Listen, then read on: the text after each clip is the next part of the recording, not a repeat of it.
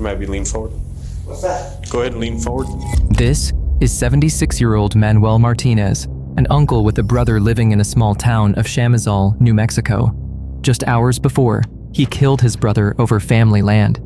However, he wasn't his only victim, but also his 14-year-old niece. Hey, Gary. Hey, I've been calling you guys all night, 100 times. Just wanted to express my condolences now. Wanted to come out here and talk to you about what happened. At the time, they thought they were talking to an accomplice of the double murder, but that's when they realized their mistake.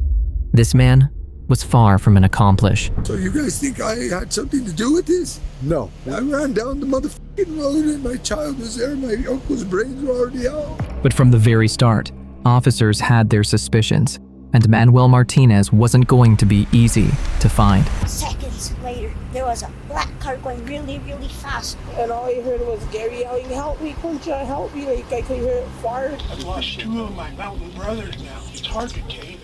There's blood right here. Because there is no fucking God and the devil wants me to work for him like there's no tomorrow. You ought to strangle him in 10 seconds. I guarantee you, the man took my child's life.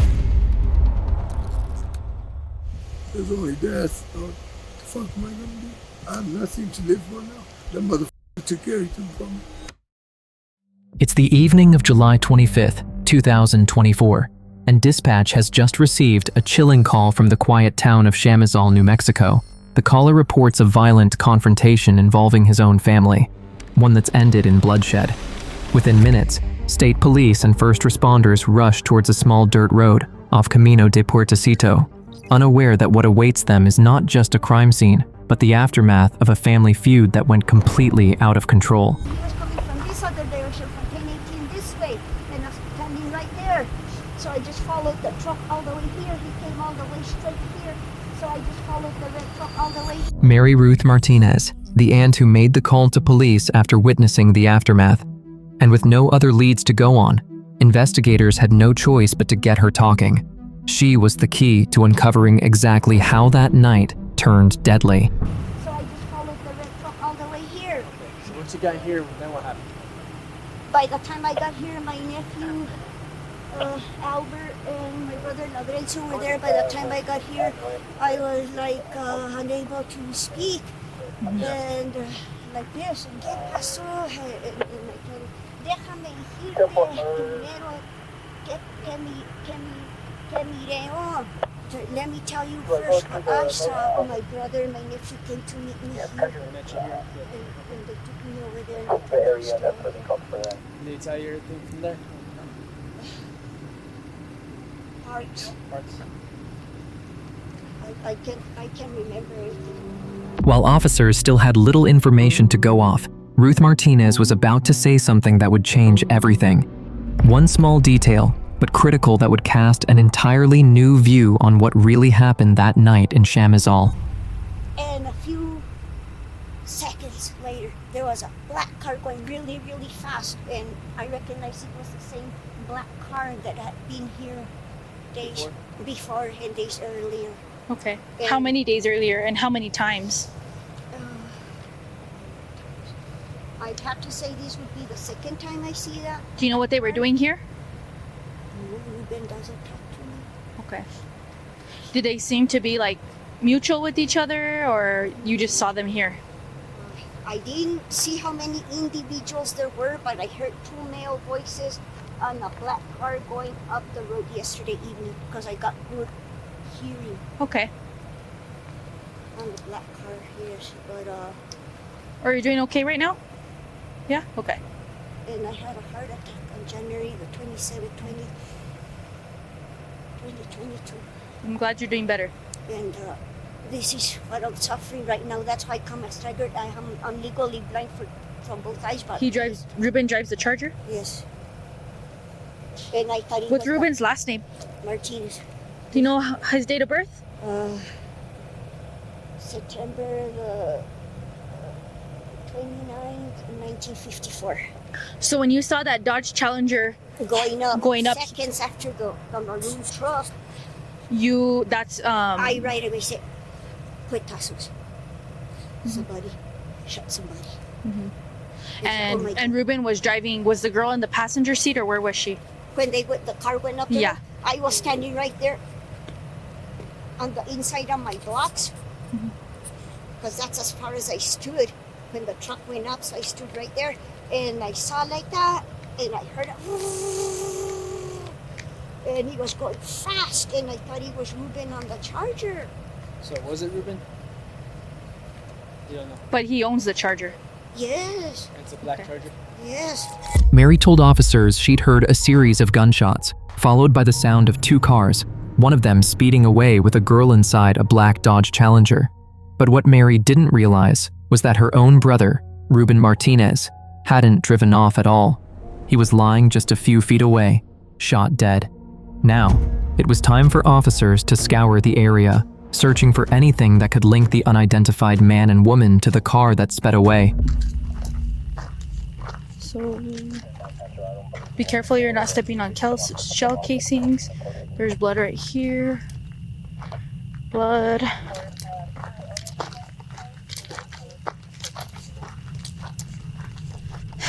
Tape off from right here.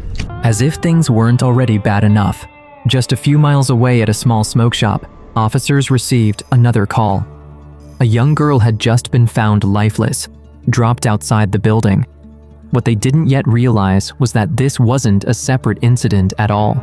It was all connected, part of one tragic and twisted family feud that had finally reached its breaking point. Crimes like ours are very hard to produce due to so many restrictions. That's why we made a Patreon where we leave nothing hidden. We keep it all raw. Our team consistently puts a lot of work on this Patreon, giving daily uncensored true crime videos and never before seen cases that unfortunately we aren't allowed to upload on YouTube. I am not forcing you to join, but if you would like to see the uncensored version of this exact video and many others we have, head over to patreon.com/solvedfiles or just click the link in the description. Now, let's get back to the case. Are there any other gunshot victims at the other scene?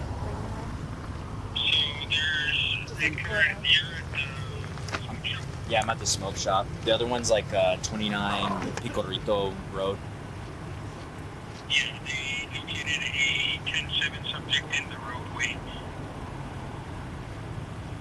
That's it. Is that it? Is that? Yeah, so there's 2 10-7s, and right now they're brandizing the possible suspect. Okay. All right, thanks. Was she shot in the neck? I took some quick pictures for the cover, then they covered it. Who covered it? Thanks. Okay. So sometimes IB will tell you not to cover it because you might tamper with like evidence and stuff like that, or like the blood can transfer on places that it was. Well, no, just leave it for now. I mean, she's a young girl, right? So I can see like why they want her covered, but like sometimes it's like a hit or miss if we do it or not, because like you don't want to tamper with evidence, but you want to preserve the scene. But like it's kind of like both of the situations suck because you're trying to do the right thing. You know what I mean? At the smoke shop, officers come across a 14-year-old girl brutally shot in the neck and left to die. 2 scenes, 2 victims, just minutes apart. But something isn't adding up. Detectives start canvassing the area, asking anyone who might have seen or heard anything. And that's when the victim's aunt steps up, ready to drop a bombshell that would flip this entire investigation. How much do you know what happened? We're making, like I say, we're making the dopies. Okay. And we're already getting ready to finish because he's getting ready to take me back to Taos. Who was? Gary. Who's Gary? Her dad. Okay. The one that was in the Challenger? Yeah, so while we were doing that, I heard her uncle say, I'm going to go for a walk. I'm walking down there. So he went walking down, and it's a distance where they were. And all of a sudden we heard gunshots, and like I didn't hear no cars, no nothing, because like I said, it's a distance. And all I heard was Gary yelling, "Help me, Concha, help me!" Like I could hear it far. So when I went, grabbed the keys, went to the car. But when I did that, that guy in that white truck wasn't nowhere to be seen. Okay. And he wasn't down there where Gary was either. Okay. And Gary was the one. What happened? Gary he took off running. Okay. He took off running because. And was she with him? No, she was on the four-wheeler. She was riding the four-wheeler. Okay. Okay. And then when did you find her? Gary found her. Okay. I was getting my stuff ready to leave back to the house, and He just took off running. Okay. And his uncle was maybe like 5-7 feet away from the four-wheeler. They were gonna go block off the road to get him because he's gone too. Officers now knew exactly who was in that black car and why it sped away from the scene. According to the aunt, Gary Flores, the owner of the black Dodge, had run toward his daughter after seeing her collapse beside her three-wheeler. When he reached her, she was bleeding out, and just 5 feet away, her uncle Ruth Martinez lay dead from a gunshot wound to the head. That's when Gary jumped into his car and tore off, racing to find help for his daughter, and was unable to, and left her outside the smoking shop. The aunt's story lined up perfectly with what Mary Ruth Martinez had told investigators about the black car speeding away. But now, one haunting question remained. Where was Gary? And where was the man who killed them both? So Gary's the one that was in the Challenger, right? Yeah. So why would he not stop? Oh, he was here with us. I know, but then when I showed up, he took off. Oh, he's really And he- mad. and he really did not- upset. This is his baby. This is his life. Like, Because he didn't pull over when I went after him. he won't. He's really upset. Upset about what? Her passing away, them shooting her. Yeah, Who shot her? Who do you think shot her? I don't know. You don't I know? didn't see no vehicles. Okay. Mhm. I was even yelling, Gary, what happened? Gary, what happened? When I ran for the keys to go, and he was nowhere to be seen. That same night, officers set out to find Gary Flores. They needed the full picture of what really happened, and fast. Because the moment Gary sped away from the scene, he instantly became a person of interest. To investigators, his timing wasn't just bad, it was suspicious. Was he an innocent father trying to save his daughter, or was there something more he wasn't telling them? Hey, Gary. Hey, I've been calling you guys all night, 100 times. Just wanted to express my condolences now. Wanted to come out here and talk to you about what happened. My uncle or somebody, he opened fire on them when I was making adobes. I ran down the motherfucking road and my child was there. My uncle's brains were already out. So I grabbed my child, tried to go on the four-wheeler. The four-wheeler couldn't go. I couldn't put it in gear. I couldn't. And so I fucking started yelling and she came in my car and I put it, said, breathe for her, breathe for my baby. And I took off looking for him to kill the motherfucker. That's what I took off. And I couldn't catch up to the motherfucker, but the guy who stopped told me he went that way. I seen the truck. I know the truck. I know, I didn't see the man's face, but I know the house it came out of. It's my uncle. They're all fighting for that fucking land. I should have never went there to visit my uncle. I should have never went there to. I would think you guys would have been here a long time ago. You know, all I seen was my child there on the floor. She was still gasping for air. I stayed by her. I got her all the way to the location, and then I waited and waited until all the paramedics showed up, and I told that lady, please. I begged God, but God ain't worth the fuck anymore. And my child died. So you guys think I had something to do with this? No, we wanted, being that you're there, we needed to talk to everybody that was there. I know. I'm willing to fucking everything. Like I was making adobes for my uncle. He drove over there, and I drove back, and he was happy. He said, "Oh, I'm glad you came." He said, "Oh, because I was so depressed." I said, "I felt it, Uncle. I felt it." My daughter was happier than she's ever been in her whole life, driving the four-wheeler. And I said, "This is home, Mita. This is going to be our home."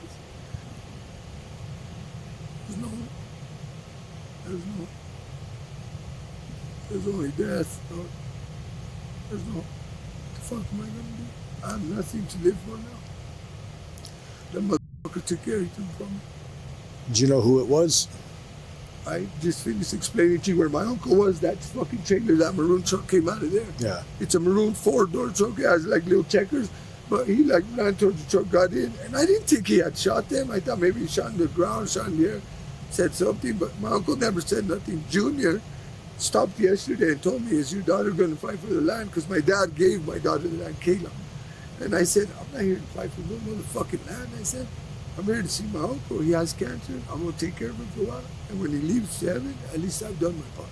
Right. I thrive when I'm trying to do the right motherfucking thing. This is what the I get. Because there is no God, and the devil wants me to work for him like there's no tomorrow. You think I would have strangled him in 10 seconds. I guarantee you, the man took my child's life, you know, and killed my uncle ruthlessly. You think it was over the land? I think it was over the land. Why else would he fucking shoot at my uncle? The man behind the murders was none other than Manuel Martinez, a 77-year-old who gunned down his own brother, Ruben Martinez, and his 14-year-old niece, Faith Flores, Gary's daughter.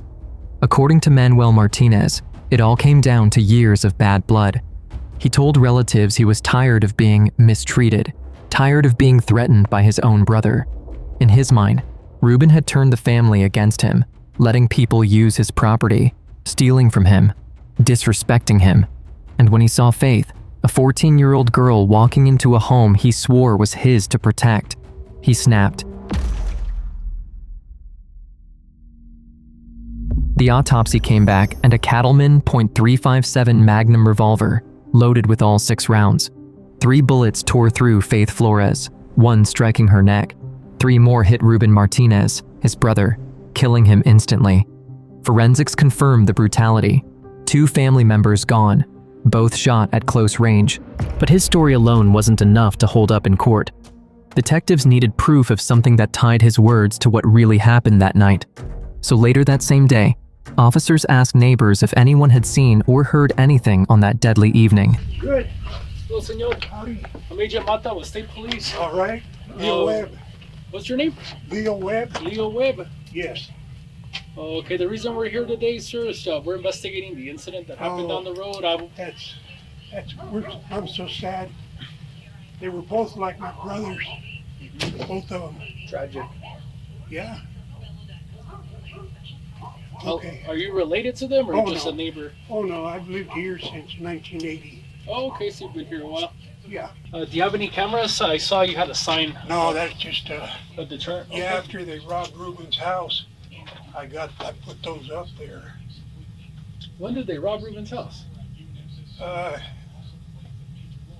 Maybe, I don't know, there's a report on it. Okay. Yeah, there's a Taos sheriff came and Taos sheriff made a report. Okay.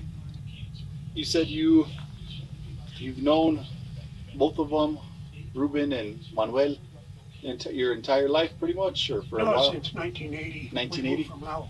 Did you ever know of them having any kind of dispute amongst the family or anything like that? No. Did you ever hear of any disputes amongst the Martinez family? Well, nothing that I can verify. It's all rumors. And what were the rumors that you've heard? Well, you can't quote me because... No, it's okay. Yeah, that's all right. You know, it's just rumors to me. Yeah. Because I was concerned with Sandra. You know, she was sick for 7 years, breast cancer, then cirrhosis of the liver. So I never heard yelling or bad language between Ruben and Lawrence from one house to the other, or they worked together on the road, paid 50-50 with the gravel.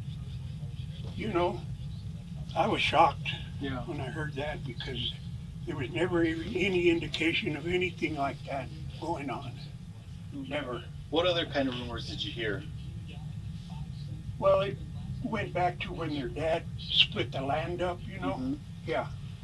And I don't know the details of that. It's like there's locked at the courthouse in Taos, I guess. So was there a They pay dispute? taxes. Was there a dispute over land then? Some sort of dispute amongst the family over land? At some point. Okay. But I think it got settled all as far as I knew. Do you know any of the details of that dispute or how it was split up? Mr. Martinez came over one night real happy and he said, Leo, I feel like I've done my job with God because I took and drew a map of my land and all my kids are taken care of with their little portion. Okay. And that was the dad? Yeah, the dad. Okay. Jose Martinez. I've lost 2 of my mountain brothers now. Yes. Right. And it's hard to take, you know. I'm sure. I'm 80 years old. They helped me so much, both of them. Yeah, I know. And we're extremely sorry, for this whole incident. It's a tragic incident, it really is. Yeah. If there's anything we can do, give us a call. Okay. Officers were never able to say for sure whether it was self-defense or pure hatred toward his own blood. What they do know is that Manuel Martinez, the man who gunned down his brother Ruben and 14-year-old Faith Flores, remains behind bars. He's facing 2 counts of murder, currently held at the Taos County Detention Center in New Mexico, awaiting trial. Whether this was an act of fear or fury, one thing's certain: that night in Chamisal left a family destroyed.